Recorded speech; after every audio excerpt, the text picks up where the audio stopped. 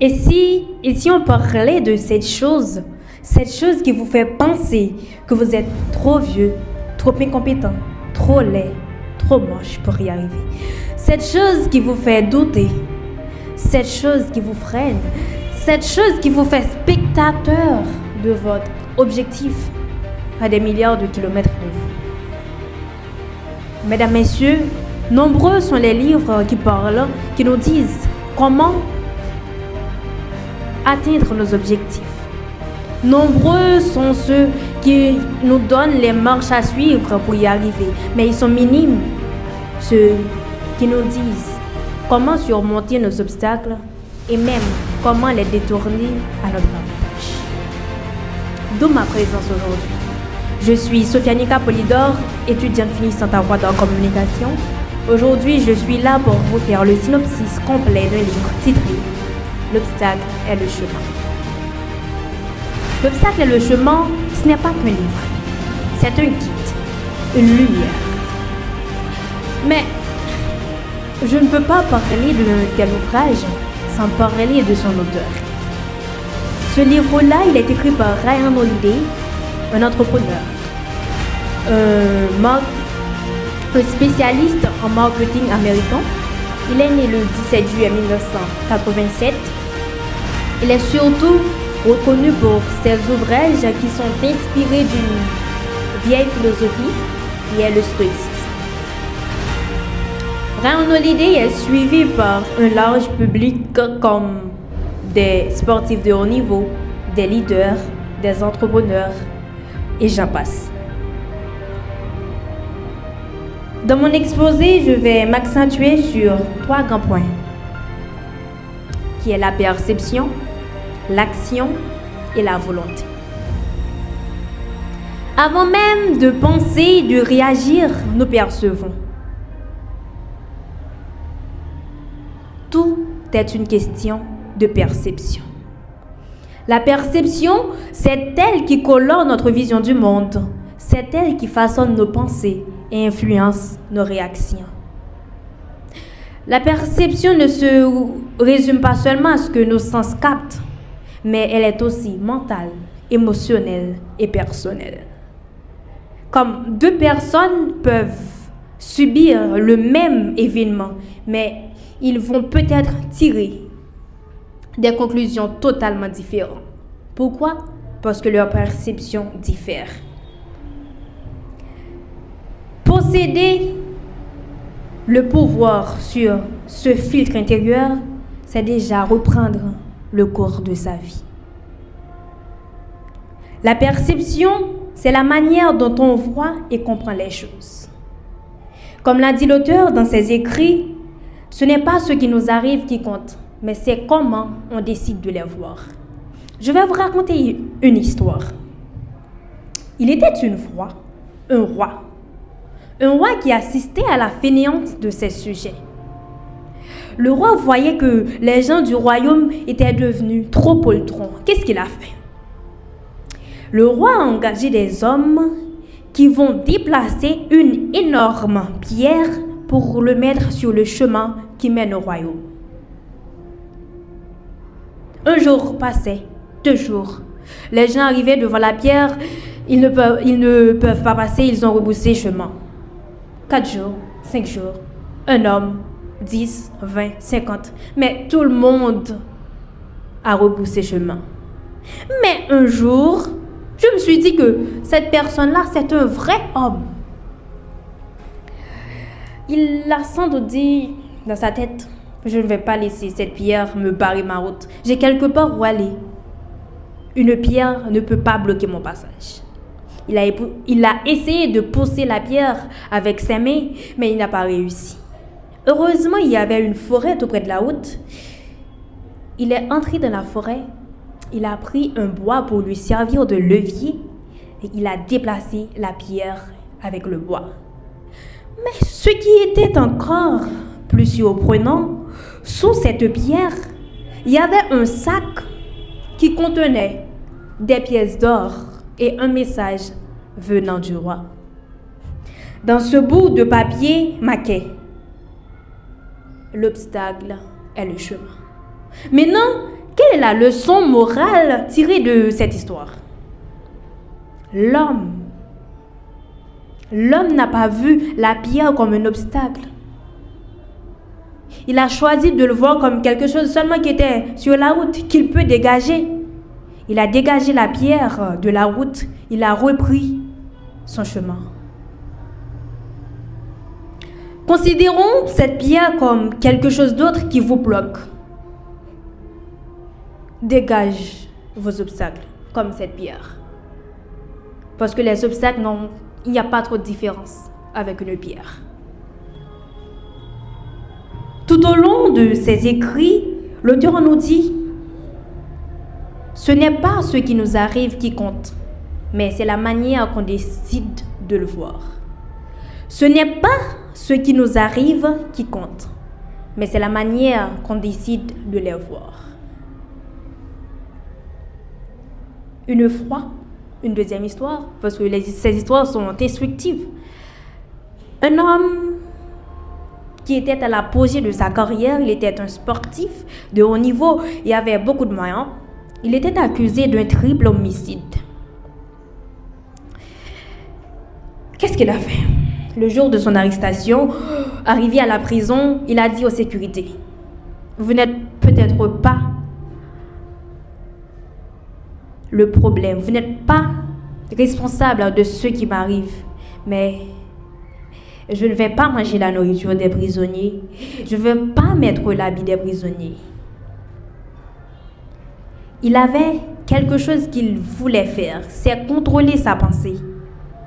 Contrôler sa pensée.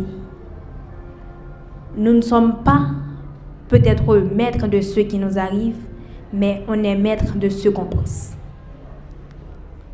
L'homme dénommé Carter, il a refusé de manger la nourriture des prisonniers, refusé de s'habiller comme des prisonniers, il a même refusé de faire les travaux qui réservaient aux prisonniers. Il a passé tout son temps dans la lecture. Il y a des prisons qui réservent des livres aux prisonniers. Il a passé tout son temps, à une sorte de sport cérébral. Il a lu.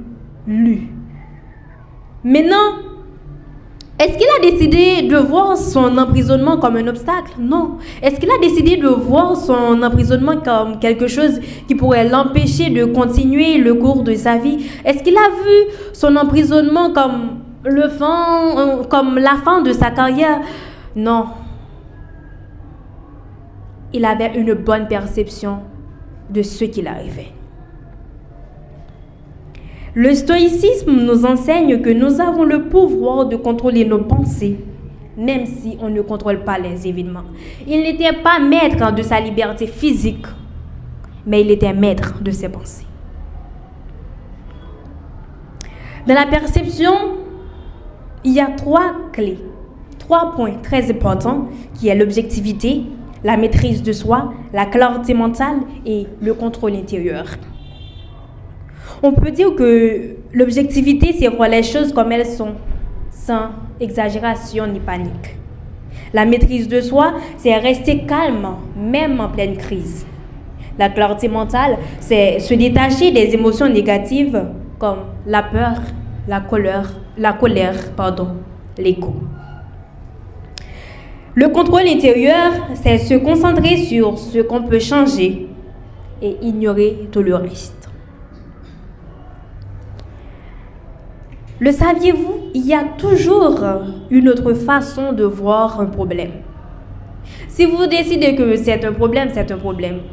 Mais si vous décidez que c'est une autre chose, c'est une autre chose. Il y a toujours une autre façon de voir un problème. Pour fermer ce point, ce concept qui est la perception, on va dire que la perception, c'est ton bouclier. Si tu changes ta manière de voir les choses, de voir un obstacle, tu changes ta façon d'y réagir. Encore une fois, si tu changes la manière dont tu vois un obstacle, tu changes ta façon d'y réagir. Maintenant, dans la deuxième partie du livre, qui est l'action, l'auteur montre que l'action disciplinée Persévérante et stratégique, c'est la réponse concrète face à l'obstacle. L'action disciplinée, persévérante et stratégique, c'est la réponse concrète face à l'obstacle. Voir l'obstacle différemment, avoir une bonne perception de l'obstacle ne suffit pas, mais il faut agir. L'action, la perception précède l'action. Pour ce deuxième point qui est la perception, laissez-moi vous raconter une troisième histoire. Il était une fois un jeune homme qui s'appelait Démosthène. Démosthène était un orphelin. Ses parents, de leur vivant, ont laissé une somme d'argent pour ses études. Mais Démosthène avait des tuteurs, des malveillants, des malhonnêtes. Ils n'ont pas utilisé l'argent pour l'éducation de Démosthène. Mais Démosthène était vraiment, courageux. Qu'est-ce qu'il a fait, Démosthène? Démosthène a décidé de faire ce qu'on appelle une auto-éducation. Démosthène, il a cherché un endroit isolé du reste du monde pour étudier. Mais pas seulement pour bien se concentrer, il a fait quelque chose d'extraordinaire. Qu'est-ce qu'il a fait, ce petit bonhomme? Démosthène a rasé son crâne d'une drôle de manière. Il a tchaqué sa tête, pas sa tête, mais ses cheveux, pour qu'il n'y ait pas l'envie de sortir dehors. Parce qu'il sait, s'il sort, ses amis vont se moquer de lui. Pour qu'il n'ait pas envie de sortir, il a rasé sa tête. Il a continué comme ça, jusqu'à sa majorité. À ses 18 ans, Démosthène a décidé d'appeler ses parents, ses tuteurs, derrière les barreaux. Démosthène, après tant de répétitions, il a travaillé sur son éloquence, a réussi à plaider sa cause contre ses tuteurs. À ce moment-là, gagner le procès n'était pas devenu la priorité de Démosthène. Les gens l'aimaient. Il avait quelque chose en lui. Il était tellement bon, beau parleur, éloquent. On lui a même donné le titre de la voix d'Athènes. Démosthène est devenu l'orateur le plus grand qu'a connu sa ville. Comment vous dire, je vous l'ai déjà dit, la perception précède l'action. Il ne faut pas seulement avoir une bonne perception d'une situation, d'un obstacle, mais il faut agir. Voir l'obstacle différemment ne suffit pas, mais il faut agir. Qu'est-ce qu'il a fait? Il a agi. Il n'a pas seulement eu une bonne perception de ce qu'il arrivait, mais il a utilisé ce qu'il arrivait comme une force. Cet obstacle-là, il l'a détourné à son avantage. Il est devenu l'orateur le plus connu qu'a connu Athènes. Donc, dans l'action, il y a 5 grandes clés. C'est commencer sans attendre. Ne pas rester paralysé par la peur ou l'incertitude. Il faut commencer sans attendre. Deuxièmement, c'est agir avec audace et calme. Être courageux, mais réfléchi. Troisièmement, être persévérant, c'est continuer même quand les résultats ne viennent pas vite. Continuer même quand les résultats ne viennent pas vite. Quatrièmement, c'est être flexible. Si une voie ne fonctionne pas, il faut essayer une autre. Cinquièmement, utiliser chaque obstacle comme un outil. c'est transformer les obstacles, les blocages en opportunités afin d'avancer. L'action est la solution, pas parfaite, mais nécessaire. L'action stoïcienne, c'est pas précipitée ni émotionnelle. Elle est délibérée, courageuse, patiente. Chaque moment doit vous rapprocher de votre objectif, même si c'est lentement, mais sûrement. L'obstacle est le chemin, mais en y marchant pas à pas. Pour retourner dans l'histoire, vous avez vu, Démosthène a utilisé une sorte d'action stratégique, persévérante.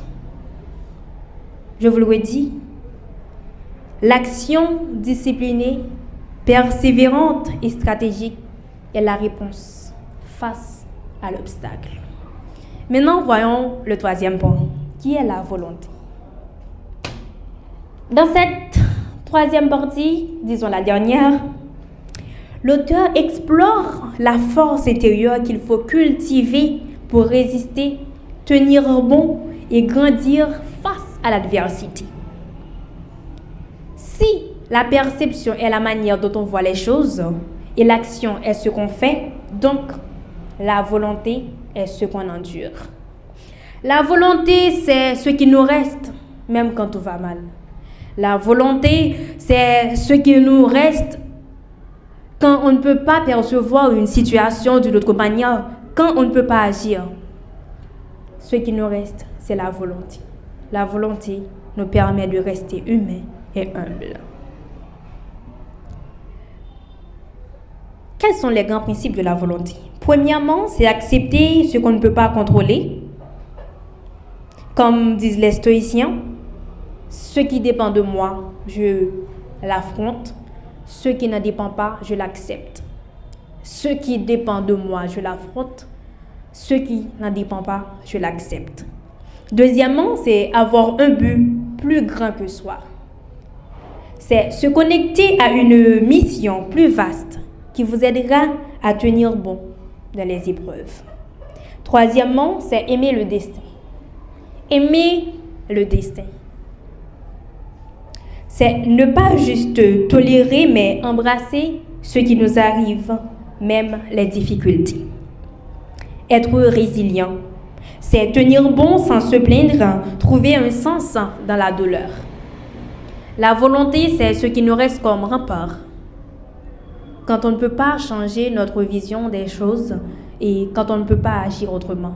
Imaginez-vous, vous êtes malade, vous avez un proche qui est mort. On ne peut pas changer ça. La mort, on ne peut pas faire revenir la personne. Ce qu'il nous reste dans ces moments-là, c'est la volonté. La volonté est l'âme du stoïcisme. Calme, déterminée, endurante. Elle permet de transformer la souffrance en force, la perte en sagesse et les échecs en croissance. C'est ce qui te soutient quand tout semble contre toi. C'est le monde peut briser, mais si tu as la volonté, il ne te brisera pas entièrement. Enfin, mesdames, messieurs, l'obstacle et le chemin, ce n'est pas qu'un guide, c'est une philosophie de vie. Elle nous montre que parfois ce qui nous bloque peut être ce qui nous propulse. Elle nous montre, elle nous demande même de voir nos obstacles différemment. Parce que souvent de fois, dans ce qui nous bloque, notre chemin y cache. Eh bien, en tant que première ministre du petit séminaire collège Saint-Martin de Borez, étudiante finissant à voie de communication, je trouve que ce livre, c'est mon guide, ma lumière. Et j'ai beaucoup appris. Alors, je vous conseille de le lire. Merci de m'avoir écouté.